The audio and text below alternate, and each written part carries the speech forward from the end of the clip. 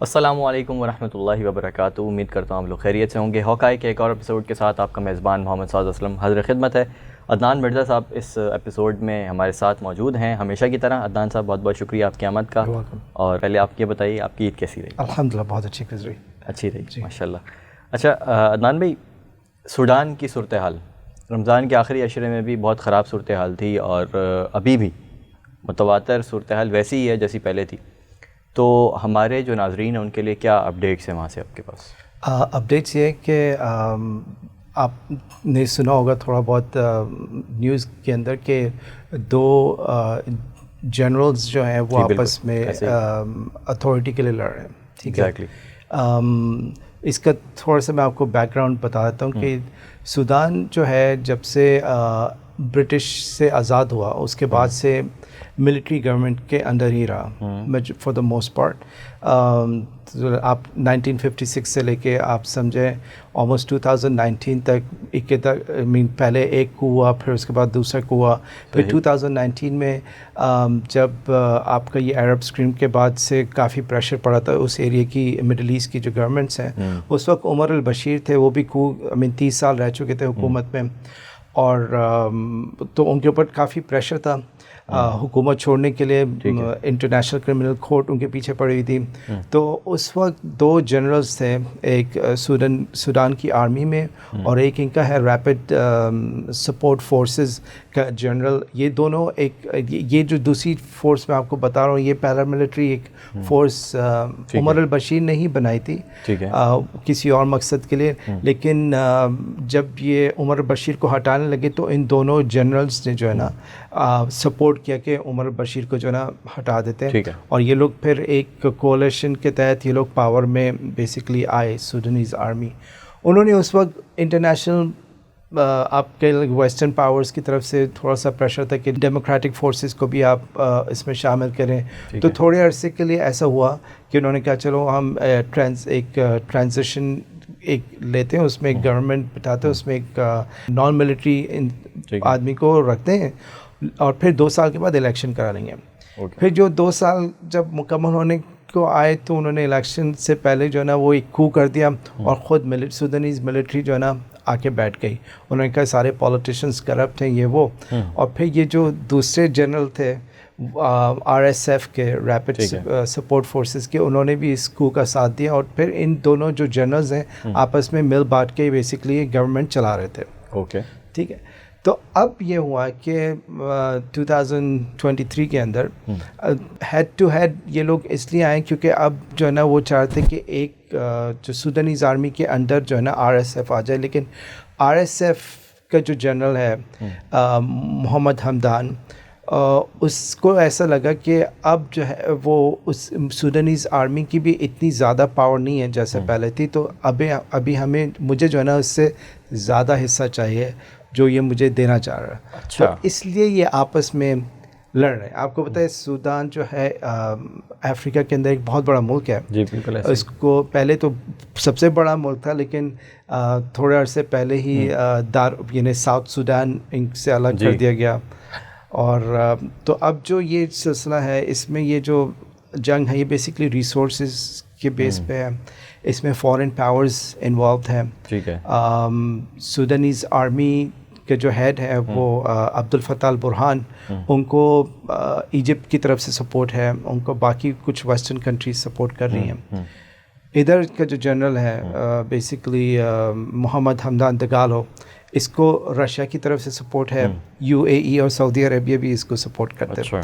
تو بیسکلی جو پیچھے سے چل رہے ہیں یہ ان کو مختلف کیمپ سے سپورٹ ہے انٹرنیشنل، اس کی وجہ سے یہ سسٹین بھی کر پا رہے ہیں. رشیا کی جو انوالومنٹ ہے، آپ جیسا کہ آپ کو یہ بھی معلوم کہ US کی جو اب گلوبل ڈومیننس ہے وہ کافی حد تک کم ہوئی ہے، خاص طور پہ مڈل ایسٹ کے اندر. سیریا کے اندر آپ نے دیکھا کہ رشیا کی وجہ سے US کو بیک فٹ پہ جانا پڑا.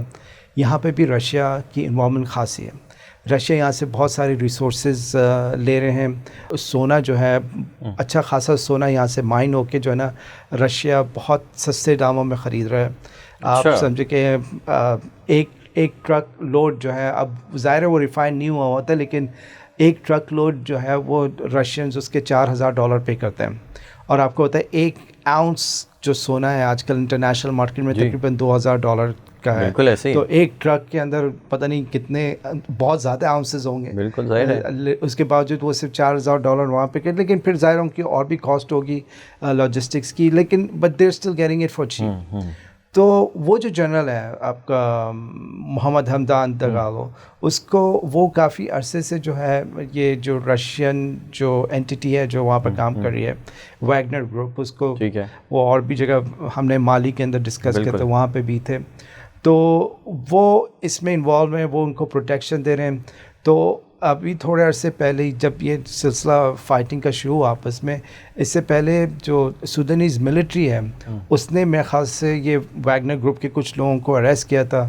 تو پاسبلٹی یہ بھی ہے کہ رشینز نے ان کو پش کیا کہ بھئی اب آپ جو ہے نا آپس میں یعنی اس کی اتھارٹی کو چیلنج کریں. تو پھر RSF نے کافی جگہ پہ جو ہے نا اپنے ٹروپس لے کے پوسٹ کر دیے. اسی پہ جو ہے نا وہ آپس میں ان کی لڑائی ہوئی.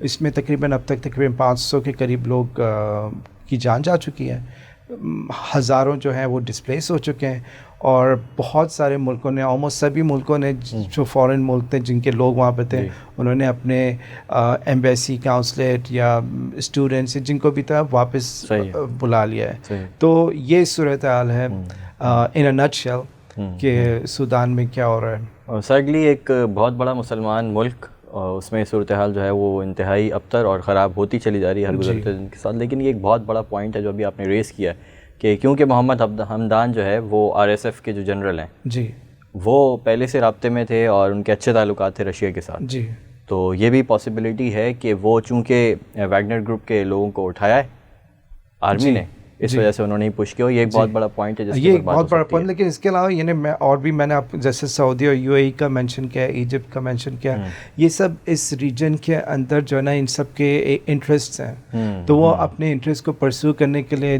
جو بندہ ان کو زیادہ سپورٹ کرے گا تو اس کو کرنا. لیکن اس سے ہوتا یہ ہے کہ اس ملک کے اندر جو ہے نا بہت سارا مسئلہ ہو جاتے ہیں, لوگوں کی جان جاتی ہے, اور یہ اوپر جو بیٹھے ہوتے ہیں ان کے سیلف انٹرسٹ جو ہوتا ہے نا وہ اس سے وہ پر بیٹھ کے صرف چیس کھیل رہے ہیں. بالکل بالکل, یہ بالکل اسی طرح بالکل. تو یہ ایک صورتحال ہے, کیونکہ ایجپٹ کے بھی انٹرسٹ ہیں. آپ کو نائل کا جو پانی ہے وہ زیادہ تر سودان کے سے ہوتے ہوئے جاتا ہے, اس کے لیے بھی ان کو ایشوز ہیں. تو ظاہر ہے وہ نہیں چاہتے کہ ایک ایسی پارٹی آئے جو ان کے انٹرسٹ کے خلاف ہو. اسی طرح سعودی اور UAE بھی نہیں چاہتے.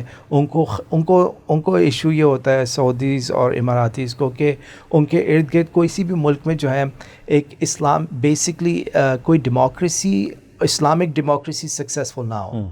تو وہ ایک ان کے لیے اپنا ایک ڈر ہے. اور رشیا کا میں نے آپ کو بتایا ان کے مانیٹری انٹرسٹ ہے, اس کے علاوہ ان کو ایک ایکسیس پورٹ ہے جس کو ان کو ایکسیس چاہیے ہوتا ہے.